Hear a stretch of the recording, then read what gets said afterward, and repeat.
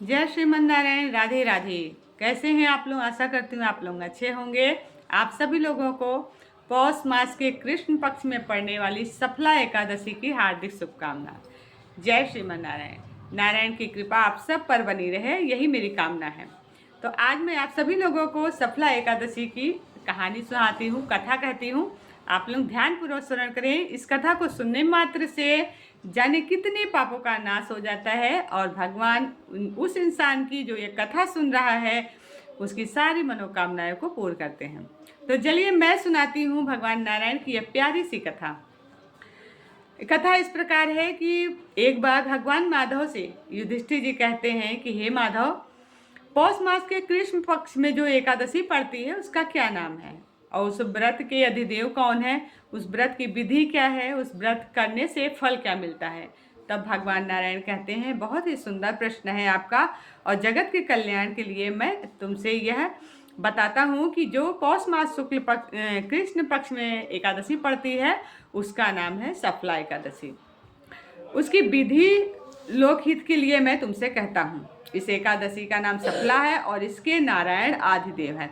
विधि पूर्वक उनका पूजन करें। पूर्वोक्त विधि से ही एकादशी का व्रत करना चाहिए। हे राजन, जो सदा एकादशी का व्रत करते हैं वे सर्वथा मेरे प्रिय हैं। अब सफला एकादशी पूजन की विधि सुनो। व्रत के दिन अच्छे ऋतु फलों से मेरा पूजन करें। स्वच्छ नारियल का फल, बिजौ, जम्भीरी, अनार, सुपारी, लौंग और अनेक प्रकार के आम के फल, धूप से विधि पूर्वक भगवान का पूजन करें। सफला में दीपदान का विशेष महत्व रहता है। रात्रि में विधि पूर्वक दीपदान करना चाहिए। जब तक नेत्र खुले रहें तब तक एकाग्रचित्त हो रात्रि में जागरण करें। उसके पुण्य का फल सुनो।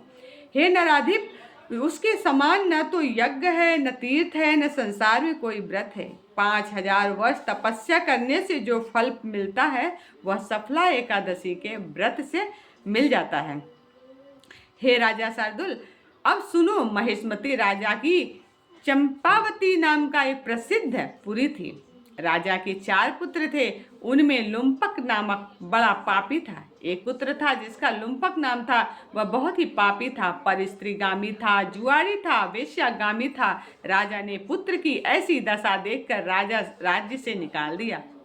तब लुम्पक मन में सोचने लगा कि पिता और बंधुओं ने मुझको त्याग दिया है, अब मुझको क्या करना चाहिए। इस प्रकार चिंता करते हुए उसने विचार किया कि मैं दिन में वन में चला जाऊंगा, फिर रात को वन से आकर पुरी में रहूंगा। यह विचार करके वह नगर को छोड़कर सघन वन में चला गया। वह सघन वन चला गया, नित्य जीव हिंसा और चोरी करता था। इस प्रकार उस पापी ने सारे नगर में चोरी की। पहरेदारों ने उसको पकड़ लिया, परंतु राजा के भय से छोड़ दिया। वन भगवान को अत्यंत प्रिय था। वहाँ अति प्राचीन पीपल का पेड़ था। उस वन में लोग उस वृक्ष को देवता की तरह मानते थे। उसी स्थान पर वह पापी लुम्पक रहता था। निंदित और दुष्कर्म करते हुए उसको पौष कृष्ण सफला एकादशी का दिन याद आया। हे राजन, 10वीं की रात्रि को वस्त्रहीन होने के कारण शीत से पीड़ित होकर बेहोश हो गया। शीत के कारण पीपल के नीचे उसको नींद नहीं आई और वह मृतक के समान हो गया। दांतों को कटकटाते हुए रात बीत गई। सूर्योदय होने पर भी उसको होश नहीं आया। सफला एकादशी के दिन लुम्पक बेहोश पड़ा रहा। चैतन्य होने पर थोड़ी देर बाद वह अपने आसन से उठा। वह पग पग पर गिरता पड़ता लंगड़े की तरह चलने लगा। वह भूख प्यास से पीड़ित होकर वन में गया। उस दुष्ट लुम्पक को जीव हिंसा की शक्ति नहीं रही। जो फल भूमि पर पड़े हुए थे उनको उठा लाया। जब तक वह आया सूर्य अस्त हो गया। हे तात, अब क्या होगा, ऐसा कहकर दुखी होकर विलाप करने लगा और वह सब फल पेड़ के नीचे रख दिए। रात्रि में उसको नींद नहीं आई, इससे उसका जागरण हो गया। मधुसूदन भगवान ने उन फलों का पूजन और सफला एकादशी का व्रत स्वीकार कर लिया। इस प्रकार लुम्पक ने अकस्मात ही व्रत कर लिया।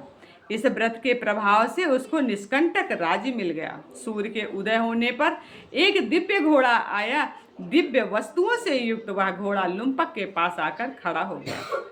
उसी समय आकाशवाणी हुई, हे राजपुत्र वासुदेव, की कृपा से और सफला के प्रभाव से अपने निष्कंटक राज्य को ग्रहण करो। पिता के पास जाकर निष्कंटक राज्य का उपभोग करो। बहुत अच्छा कहकर उसने स्वीकार कर लिया और वह दिव्य रूप हो गया।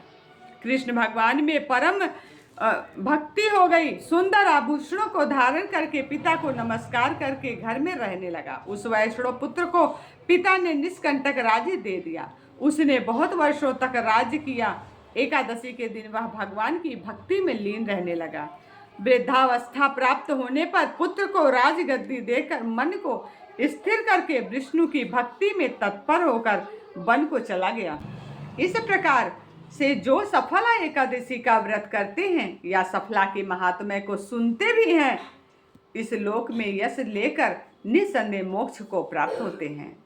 सफला के दिन नारियल, नींबू, अनार, सुपारी आदि अर्पण करके नारायण भगवान की पूजा करनी चाहिए और इस दिन तिल और गुड़ का सागर लिया जाता है। बोलिए भगवान श्रीमन नारायण की जय। अगर आप लोगों को वीडियो पसंद आए, मेरी कथा अच्छी लगे तो लाइक कमेंट शेयर करना कभी ना भूलें और लाइक कमेंट शेयर जरूर करें। जय श्रीमन नारायण। राधे राधे।